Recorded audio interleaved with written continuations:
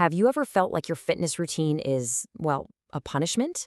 A way to earn your food or just something you have to push through? Today, we're going to flip that whole idea on its head. We're going to explore a new way of thinking, moving not to prove a single thing, but simply to stay capable. So let's frame this right from the get-go. Over on the left, you've got the old way, movement as punishment. It's all about intensity, what you look like, earning that meal. But on the right, that's a total shift. It's movement as care. Here, the focus isn't on beating up your body, but on building energy, resilience, and keeping your joints healthy for the long run. It's all about sustainability. And this sentence right here, this is the foundation for everything we're about to talk about. The goal isn't to hit some crazy performance benchmark or to validate our worth. Nope. It's simply about keeping our ability to move freely and live fully for the long haul. All right, so with that mission in mind, let's dive into our first section. We're going to lay out the core principles of this whole functional fitness philosophy. These principles really do flip the old script on its head. It's saying consistency is way more important than intensity. That short little sessions, they absolutely count. And get this, missing a day is normal. It's not a failure. This whole approach is about using movement to support our bodies and hang on to our independence, not to tear ourselves down.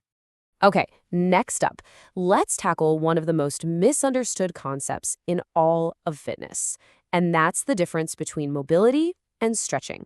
And trust me, they are not the same thing at all. So let's just ask the question directly. Do you really know the difference? So many of us use these words interchangeably, but I'm telling you, getting this distinction is a total game changer for your joint health and how you perform. Okay, so first up, stretching.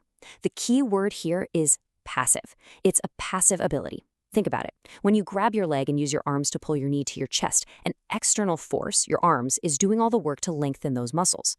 Your own hip muscles aren't actually creating that range of motion. Now, on the flip side, you have mobility. And mobility is an active ability. In this example, you're lifting your knee up towards your chest, using nothing but the strength of your own hip muscles. You are actively controlling that joint through its entire range of motion.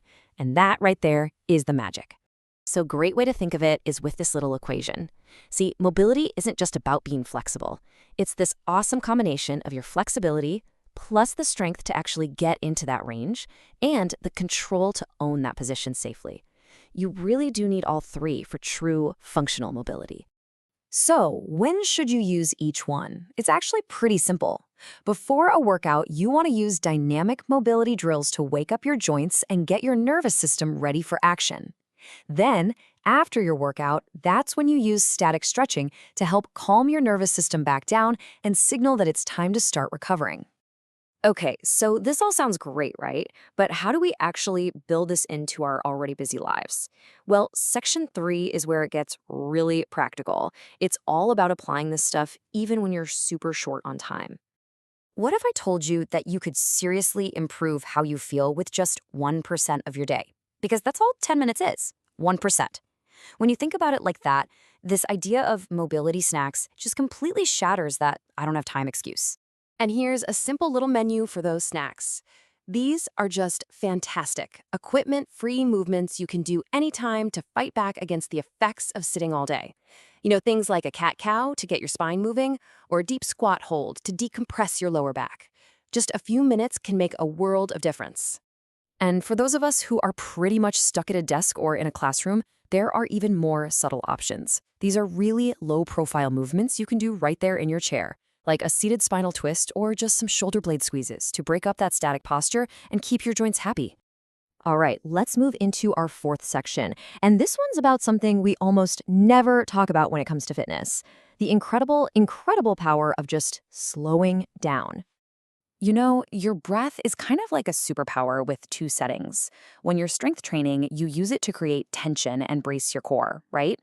But in recovery, that exact same breath can create release and signal a deep sense of calm to your nervous system. It's basically a remote control for your body's internal state. And here are a few super simple techniques to do just that. Box breathing with that even 4-second count is incredibly grounding.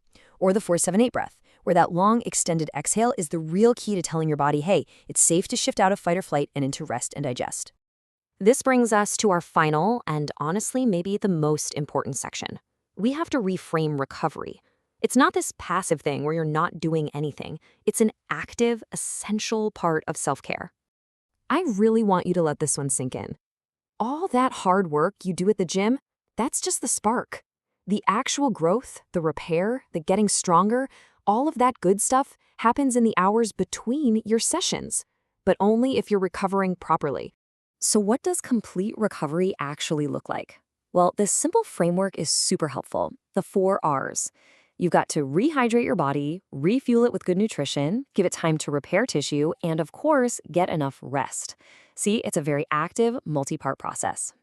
Because at the end of the day, the real goal isn't just about being fit right now, is it? It's about longevity. It's about building a body that stays capable, independent, and lets you thrive for decades to come. True fitness is the long game. And so I want to leave you with this final thought, this question to ask yourself. Instead of always thinking, what can I push through today? Try asking, what does my body actually need to thrive? When you start listening and responding with care, well, that changes the entire game.